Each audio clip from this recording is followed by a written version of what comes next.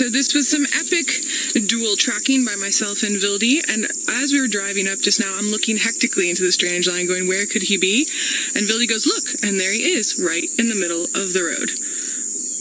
Our beautiful, beautiful Prince of Juma. Thanks, my boy. Looking a little bit fat, I'm not going to lie. What have you been eating?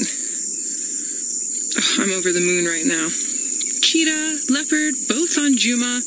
This is too good. This is an epic afternoon, an epic Sunday afternoon. Can we hear the little Franklin alarm calling in the back?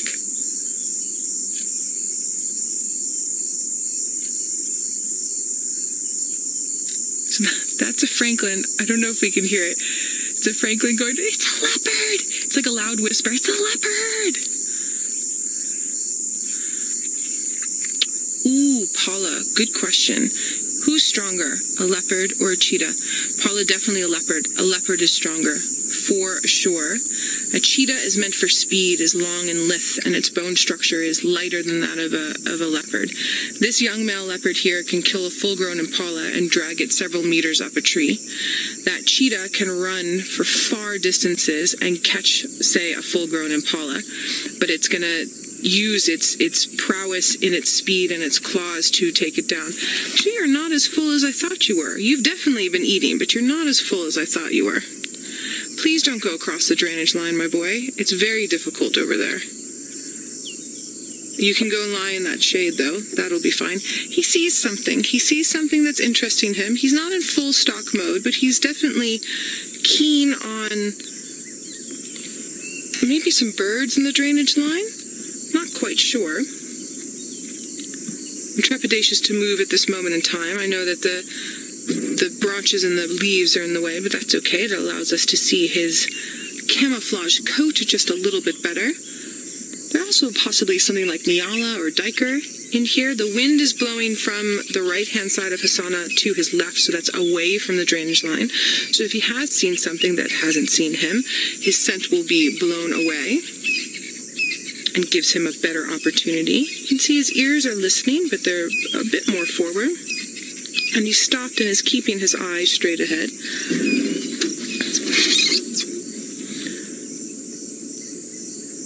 But it's not, look, from his behavior, it's not something that's right here, right now. He has to kill it and eat it.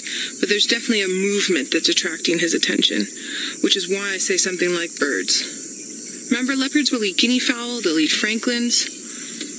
I've seen them chasing after doves. As you all know, Hosana, when he was much younger, even ate things like terrapins, amazingly enough. I've seen leopards eat scorpions, baby mice. But this is looking more like a bird. And do you remember that day a couple of months ago, or maybe a month ago, when he was busy stalking that tree squirrel in that bush just there by Chitwa Dam? Okay, so he's not low down anymore. He's just moving. I think let's move the vehicle. Monique, you're wondering if it's possible for Hosana to smell that cheetah. Monique, we're a bit far from there, to be honest with you. If we were closer, it's possible. But again, he'd be more attracted to the urination smells of the other leopards and smells of other leopards than, say, that cheetah. Although I do think if he were to see the cheetah, he would get super curious about it. But I don't think he would necessarily expose himself. He's still a little bit young. If he was an older male and spied that cheetah or caught a whiff of that cheetah, he might go after it. Lions definitely will. It's also possible maybe a warthog came past. I've seen leopards scenting after warthogs before. We've seen it on the show before many times. See how his tail's twitching there? He's interested. Where he's heading to is quite a difficult area for us. We are going to do our best to stick with him. As long as he sticks sort of this side, we will be okay.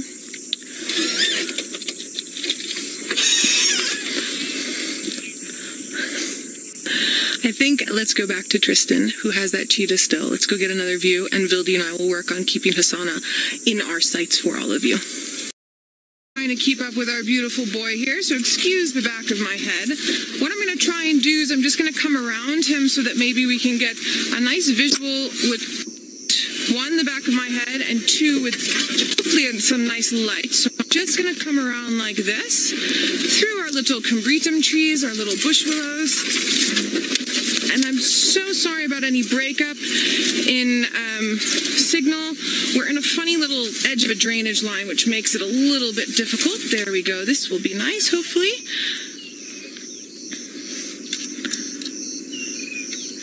He's still interested in every now and then in something.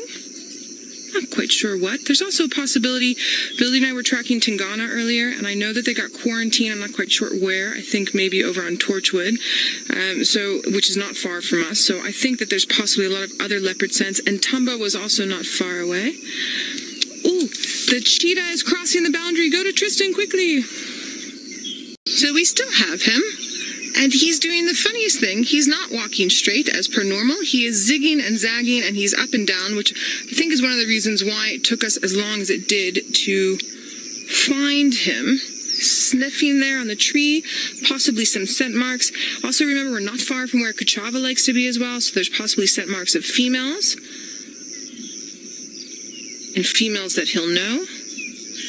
Smelling all around the base of that tree there. Now, I have not seen Hosana scent marking yet, but because he was abandoned so young, and because it looks like he's trying to take over pieces of Tingana's territory, it wouldn't surprise me if he starts doing it earlier than you would normally see. I'm just trying to figure out which way he wants to go before I move us. Oh, there, everyone, that's beautiful. That's absolutely gorgeous there. So I've seen Tingana here. Q usually doesn't come this far, but it does happen from time to time. And I've seen Kachava just south of here. There's that Fleming grimace. Definitely leopard scent on that tree. Definitely. He's going to do it again. You see how the hair on the back of his neck is standing up just a little bit.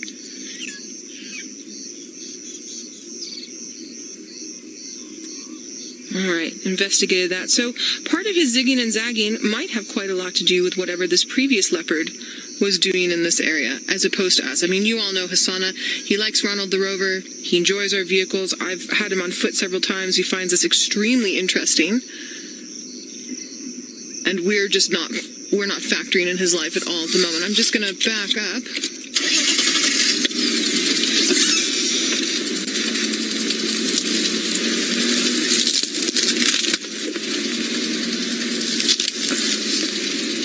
And try and maneuver us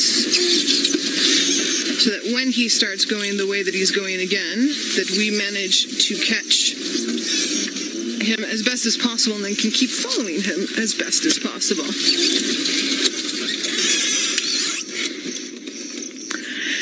Katie, good question. He is almost fully grown. He needs about another 2 years for him to get that nice buff appearance. Now, while we have him right here, there's actually a beautiful view of a battler just straight up from where he is. Gorgeous eagle, gorgeous light. I just wanted to show that to all of you as he stops to sniff around. Because remember, watching leopards and birding is the two best things in the whole world, besides lions on foot and elephants on foot. Those are the 4 best things. And he's going to head straight up this pathway and then across a little bit.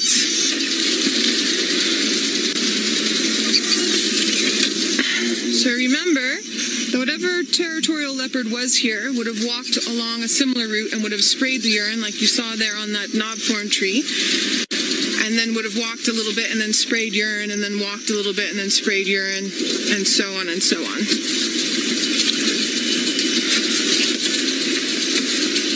Now I have seen, we were talking about if Hosana could smell that cheetah and things like that. I've seen with lions smelling where leopard had urinated, and I've seen leopards smelling where lions have urinated.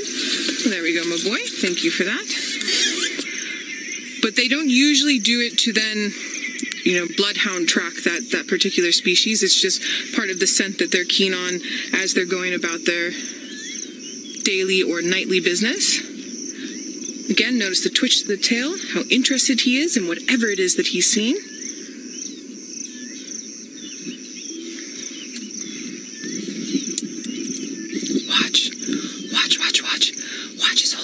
here right now. He's seen something that he definitely wants to go after. Scout, you're wondering...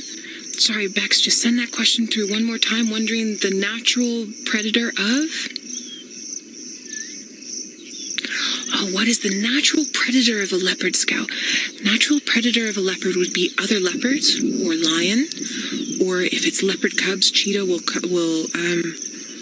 kill leopard cubs. Hyenas will kill leopards. No predator likes another predator. And then, of course, humans. He's definitely seen something. And we've got Franklin's alarm calling behind us. There's a leopard here, there's a leopard here. That's all they're calling.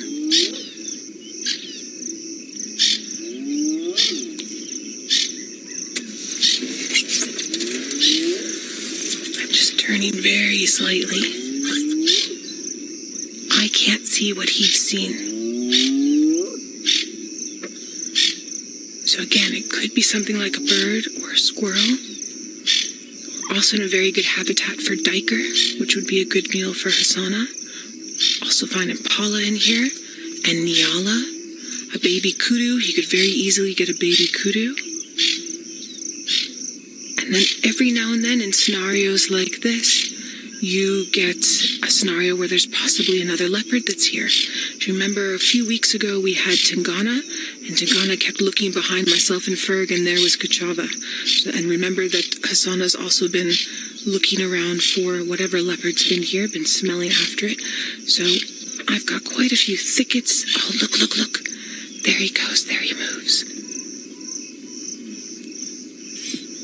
It's not quite a full stalk, but he is quite curious.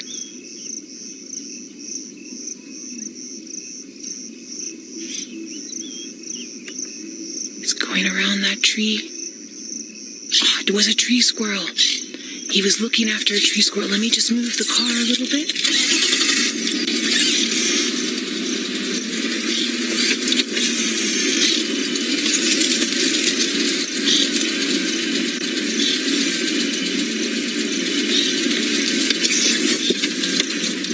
There's a tree squirrel in that knobthorn tree that's now busy huffing and puffing at him. You can just see his tail there. And I can see the job. Perfect. Vildy's also seen the tree squirrel. And now, oh, Hosana's given up. It's interesting. This is the second time I've seen him do this, where he's really trying to go after these tree squirrels. And every time they manage to be in just too much of a thorn tree and he can't get in. But he might turn into one of those leopards that does amazingly well hunting tree squirrels through trees. There's wonderful documentary footage of that. The female leopard in Botswana. I think let's go around like this. It looks a little bit more open. That was very cool.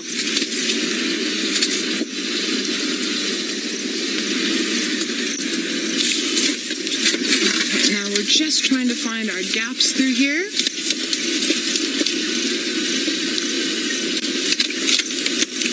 Let's go to Tristan while we're busy finding our little gaps and let him show you a bit of our own South African sunset. We are going to walk into the setting sun with Hosana hopefully down the road. He's magnified in this beautiful backlighting, this golden backlighting. It's not a bad way to spend the last little bit of time we have with each other. We have had an absolutely incredible game drive this afternoon, filled with lots of cheetah and Juma, so exciting, as well as leopard and all of the amazing predators that we're seeing up in the Masai Mara. I've thoroughly enjoyed being out and about with all of you, as I hope all of you have enjoyed being out and about with us. We are shortly going to lose sighting of our beautiful Prince of Juma. He's going to head over into the thickets there. And we will see you all tomorrow morning. Thank you so much from myself and Vildy and Tristan and Davi and everyone in FC and the Mara.